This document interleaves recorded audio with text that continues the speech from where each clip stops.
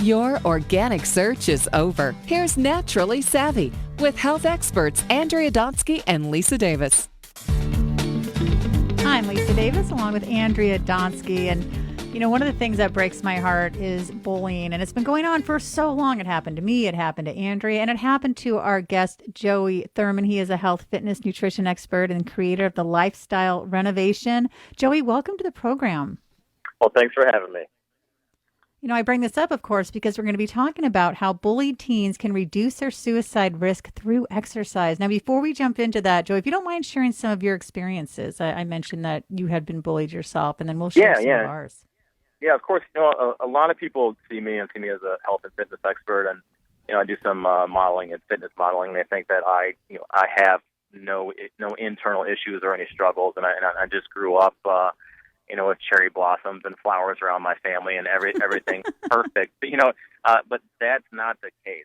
When I was a kid, I moved around a lot and ended up being bullied as a teenager. And I really had thoughts of suicide, and I really struggled with depression. And know to this day that sometimes I get caught in a funk, and I need to get myself out of that. So even as a kid, they wanted to put me in a suicide watch, and a lot of people they kind of really just shake that off when I say that kind of stuff. But it really had to work on myself, and through fitness and exercise and the support of a loving family, I got myself out of it. But we all have our internal struggles. Yeah, we really do. I was called olive oil for years, and people used to ask me all the time if I had anorexia because I was which is hard to believe looking at me now. Yeah. I'm very shapely, but I was so skinny and I felt so bad about myself, and I would try to do everything to gain weight. And it was just, it was just terrible. And the kids were so mean. And Andrea, I know you went through bullying too. I did for my entire year of grade 7. I would come home every day crying, and it was all because of one person, which is funny enough. But, Joey, what's so interesting is I want you to tell us a little bit about what you can do to help people. So for those who are listening who, whether you're being bullied or whether you know anybody that's being bullied or have kids that are being bullied, grandkids, nieces, nephews, tell us what people can do now to help these children that are going through this. Right.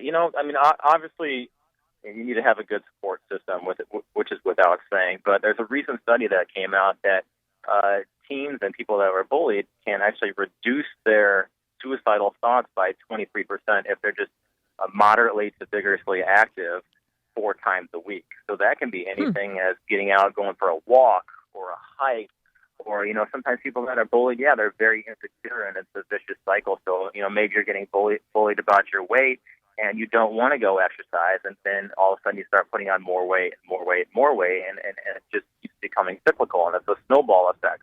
So, you can go ahead and get a workout dance DVD that you can do in your own basement, or maybe take a self-defense class, which is a great way to that's great.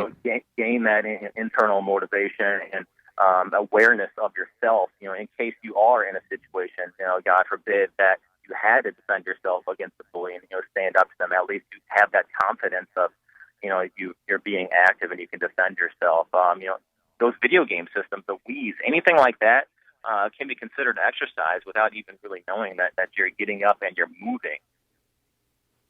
And I think that's a really good point. And I like the self-defense because and I remember taking it myself when I was younger. It really helps to build confidence too. And right. I think that's a big part of it, right? When you're bullied, your confidence just goes, it plummets. So I think having that, any type of exercise, which we know will help boost our serotonin levels, which will help also give us the confidence. So I love that you say that. I guess, as I'm listening, and when I made the introduction and I asked you the first question, I said, how do we help these children? But I would think that it has to do with adults too, because there are adults out there that are bullied as well. It could be in the workplace, could be wherever it is. So this would be good for adults and kids, right?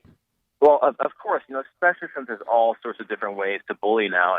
So we've got the people that hiding behind a keyboard or any sort of mobile device that we can make fun of anything. Whether it's being too in shape or too skinny or too fat, whatever it is, somebody is always going to have some sort of problem with that.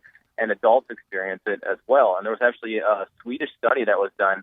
When people start being active as teenagers, they're 50% less likely to have suicidal thoughts as adults. So starting early, starting as a teenager is great. But obviously, adults can experience this as well. And they really need to make sure that they stay active. And the hardest part to being active is the anticipation of being active. Oh, it's scary to go to the gym. It's scary to get up and go for a walk or go for a run or ride my bike. The anticipation is much harder than the actual event of getting there. But once you're there, you take that workout class, that dance class, whatever it is, you feel much better about yourself after the fact. It's just the anticipation of actually doing it. That's the struggle.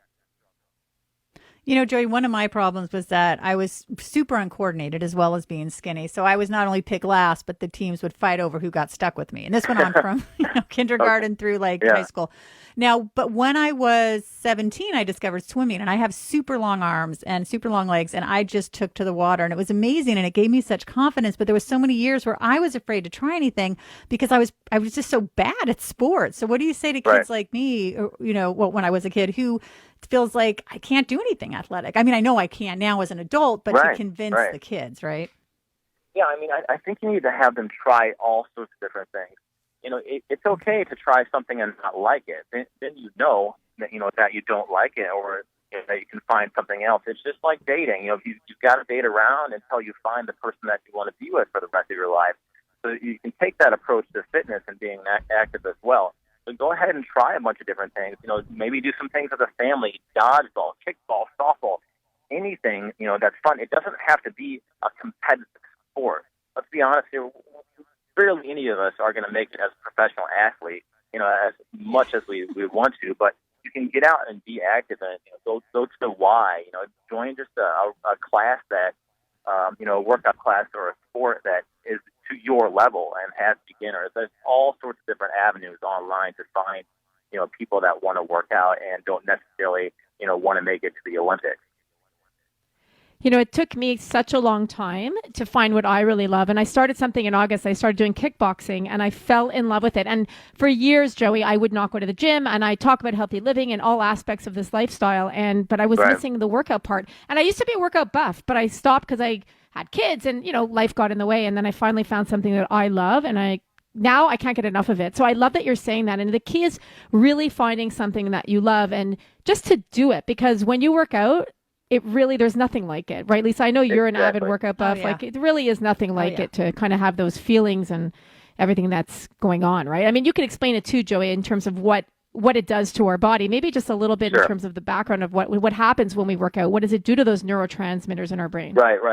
Yeah, I mean, what happens is once you develop that habit of working out, then yes, you start getting that internal motivation. Yeah, you increase your serotonin levels and your feel-good hormones. So all of these antidepressants, they're trying to mimic the feeling, essentially, of working out, being active, and being healthy.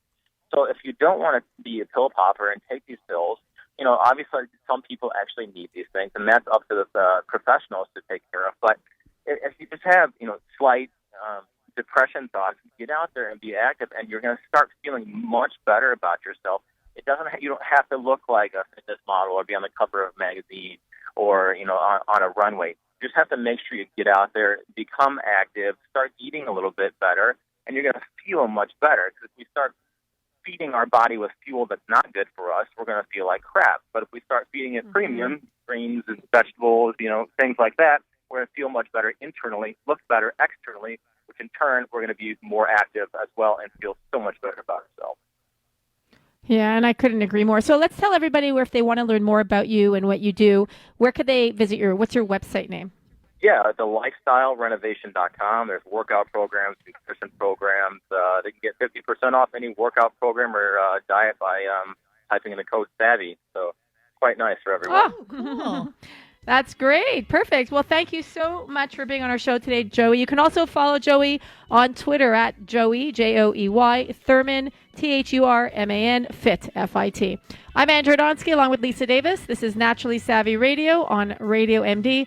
Like us on Facebook and follow us on Twitter at Your Radio MD and at Naturally Savvy. Thanks for listening, everyone. And please, please, please go out and do something active today.